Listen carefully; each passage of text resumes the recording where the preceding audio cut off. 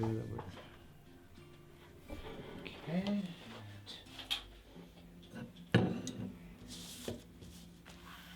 This one's mostly just for Yeah, no, good. I'll be talking to this one. Yeah. Unless you tell me to switch over. I know how to do that slow. And now, I used to do the slow head turn. All right. We are going whenever you're good. People keep asking me about how Reach began and really when we started. Well, I think it's really important first to acknowledge that this has been 20 years of stakeholders from all kinds of areas of our community coming together. That a gentleman by the name of Dr. Bruce Mills had been the president of an agency in Ottawa. That agency was Reach Canada. And Reach Canada created legal services for people with disabilities. So when Bruce moved home due to health reasons, he and I connected and discussed a lot about the idea of an agency like a Reach Ottawa. When we came together, though, one of the first things we acknowledged with legal services simply wasn't going to do it, because all of the legal services calls were about human rights issues either in the workplace or in personal lives. So we felt that we could do more by being a preventative agency than a responsive after-the-fact agency, especially when you're getting lawyers involved. A good employer is someone who can lead by example and represent an organization well. It's someone who can see the talents and abilities of their staff members and be able to foster them in a positive way to make you as an employee see something that you might not have seen in yourself. So we expanded to include employment programming, and the first thing I noticed in employment programming is I would always ask people, what are you good at? And they would always say the same thing. I bet you're thinking they said I don't know. I wish they said I don't know. They said I'm good at nothing. And that was, for me, crucial in determining, a real tipping point in determining how Reach would continue. Now, I'm going to step back a little further and tell you that when I first arrived in Halifax, I came home for a weekend. I am from here, but I came home for a weekend from Toronto because my father wasn't well. And of that weekend, I never went home again. And that was 20 years ago, this June. So I guess there's a number of anniversaries happening. The weekend was about identifying that my father wasn't getting the services he needed. So I determined I needed to stay longer. Then I determined the services didn't exist. Then I connected with Dr. Bruce Mills and we both agreed Halifax needed more than has ever been offered here before, especially around inclusion of persons with disabilities. But we also agreed right out of the gate, we were not an exclusive club. Meaning you don't have to say I have a disability in order to get the services from reachAbility. So one of our basic concepts or values was to make sure that we were accessible to everyone. If you're not experiencing an equalized playing field, we wanted to know. We developed self-awareness and self-confidence programs to better complement the employment programs. And what we started to notice was we had a level of success that wasn't necessarily being seen in every agency. We had to stop the train and ask ourselves, what are we doing differently? Hi, I'm Tova Sherman, and welcome to the Brain Center of Inclusion Revolution, a weekly television show dedicated to the inclusion of persons with disabilities across your community. And I don't think it was so much the differences as the passion and the commitment of the people, of the team, within the team that we were building. It is probably the coolest experience I have gotten to take part in. I get to work with an amazing team of diverse and compassionate and creative human beings, and I get to be all of those amazing things myself. It's not every day that you get to work for an organization where you get to spend the day trying to do nothing else but help people. Whether it's connecting with an employer or talking to another agency or even just jotting down the name of a great resource that I heard on the news, having that capacity to create and to work together and collaborate on a general good is just something that it's really hard to describe. Starting with me in year 1 and 2, we had a budget of $11,500 a year. And for 2 years, I was selling juice out of the back of my car to supplement clearly what was not an income, because that $11,000 went to a phone in an office, to be honest. Then as we grew programming, we started to realize that we are truly doing the work of our provincial government, and therefore we needed to partner with that government to understand their priorities, how they aligned with ours, and how we could become a stronger, more efficient partner. And I wanted to really commend you, Tova, and everybody at reachAbility on your efforts around NAW and the Blue Nose Ability Arts and Film Festival. We've always had a simple method, and that method is the reachAbility method. And what does that mean? Really, it just means many services to the few. We service no more than 500 people a year, which really isn't a lot compared to some agencies' rosters.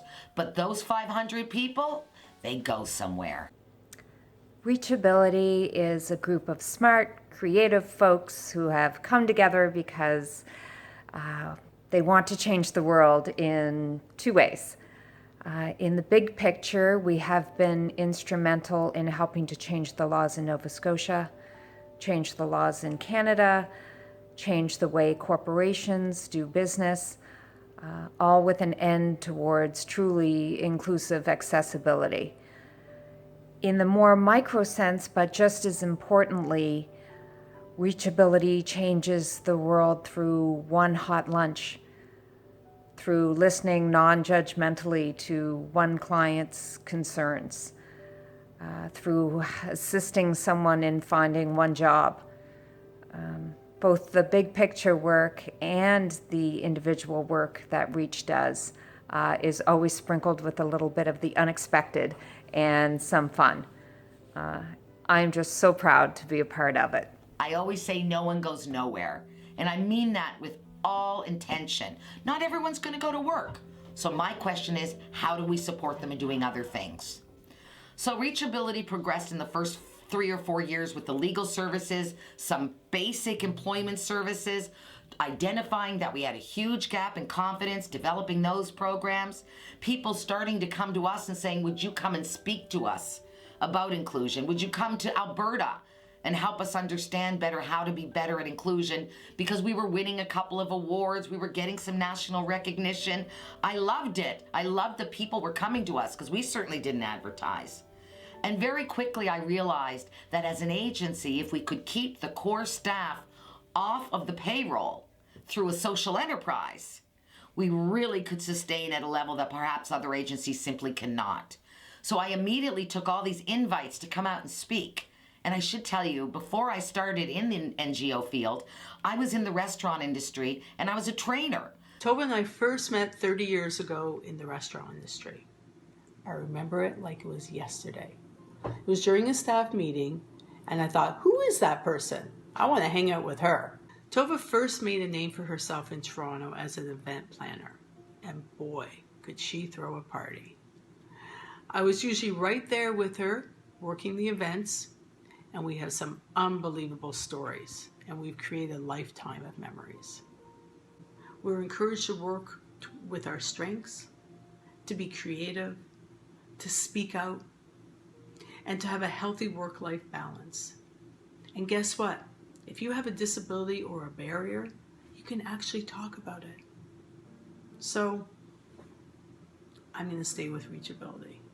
So for me, taking the information I knew on how to train and facilitate and combine it with what I see every day as a need to explain to people, that to dispel those myths around disability and all of that. So for me, it was really an exciting time of a lot of aha moments, and how do we build it?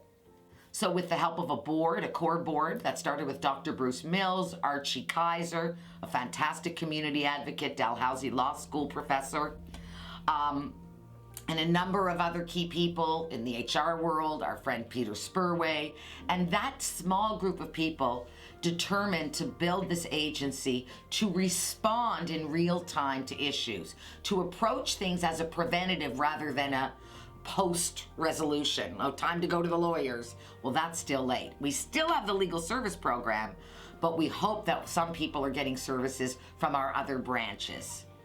And about 6 years ago, I guess it would be 5 because it was our 15th anniversary, we decided to introduce an arts element to our agency. And the reason we did that was because what we saw consistently was art equalizes the playing field for many people with disabilities. All of a sudden, you're as good an artist as they are. It was something that I saw people excelling in when they didn't excel in other ways.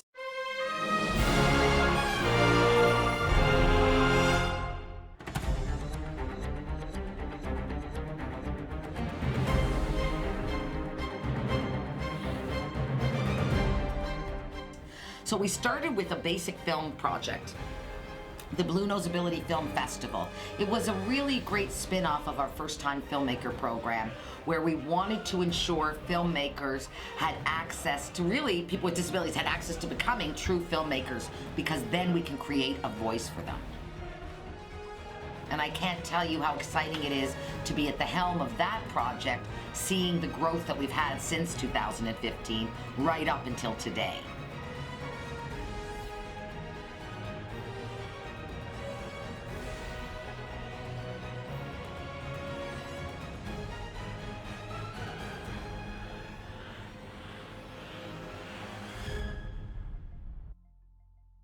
I'm not even touching on all the other things we do as an agency. The organic garden that's wheelchair accessible, the incredible work we do in music therapy, the incredible work we do in post-employment.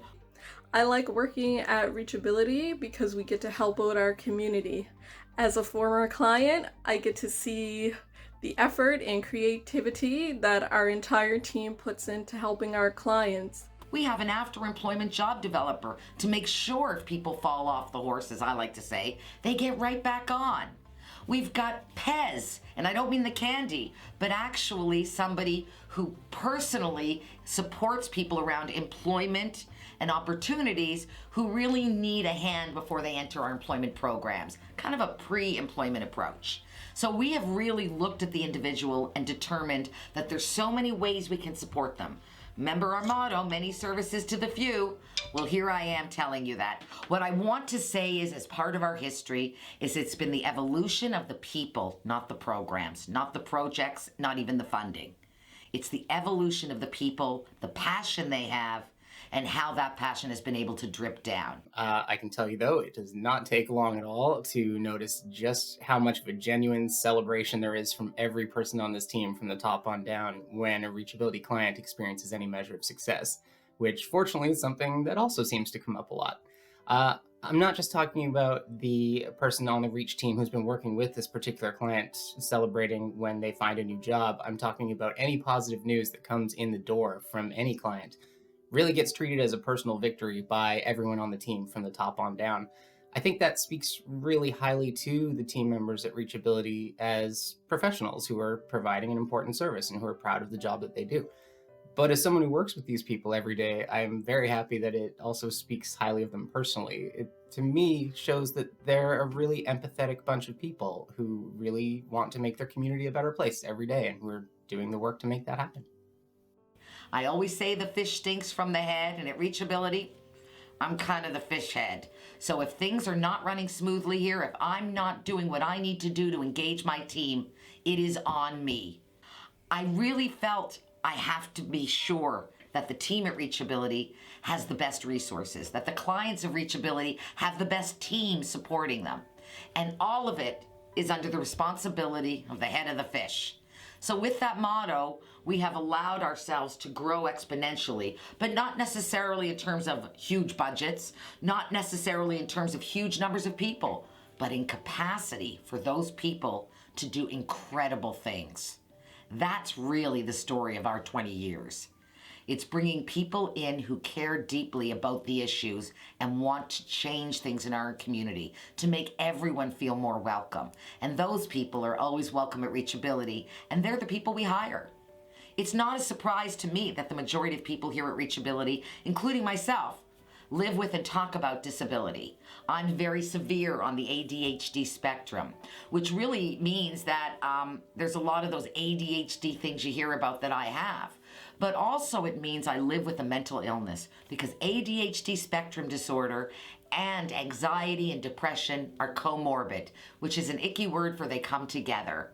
So we manage ourselves well, but what I've discovered is that people who live with disabilities have such an innate understanding and passion to help each other that the idea that my office is filled with people with disabilities is very exciting to me, because who better to understand? That doesn't mean it's an exclusive club. Like I said before, no such thing as exclusive of disability, only inclusive. But we want the people here to see themselves reflected, whether they're from the LGBTQ++ community, the newcomers community, or of course persons with disabilities. Wherever you come from, reachAbility was always meant to be and will continue to be a welcoming place where no one goes nowhere. I hope that helps. Good evening and thank you for joining us. The Canadian government has yet to declare a national state of emergency, but every single province and territory have declared some type of health emergency. Nova Scotia is the latest, and the rules are aimed at people within the province and those from other parts of this country. If you are coming into our province, you'll be stopped at every entry point, questioned, and told to self-isolate. For those who are not essential service and want to enter our province for social purposes, please stay home. So everybody, here's the story. We've talked about it, we've made the calls, we've talked to our clients, we've talked to funders, we've talked to stakeholders, and here's where we are. We're going to continue, but we're going to work from home.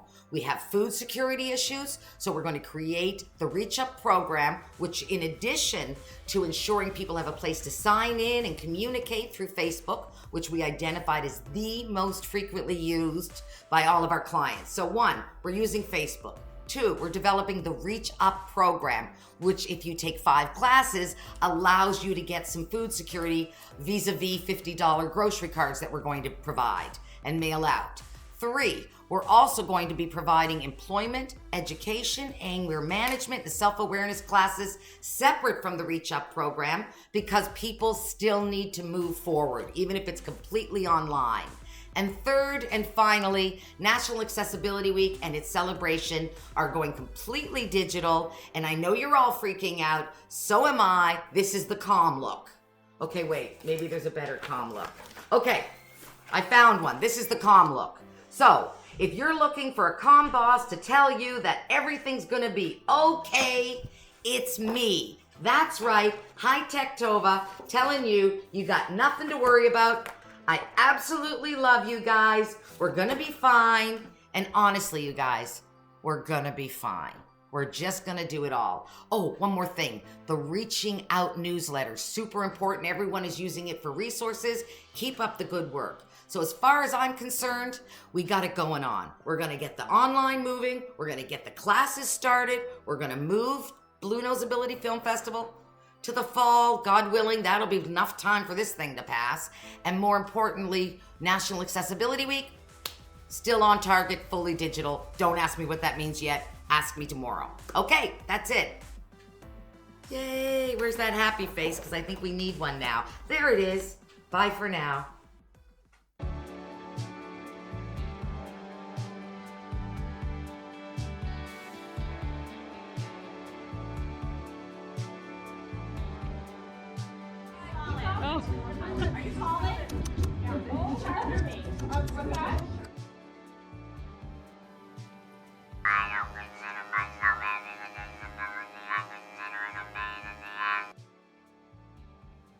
I think this is great. I can see you just fine.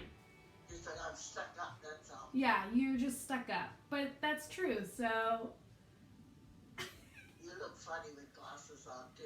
Oh, thanks.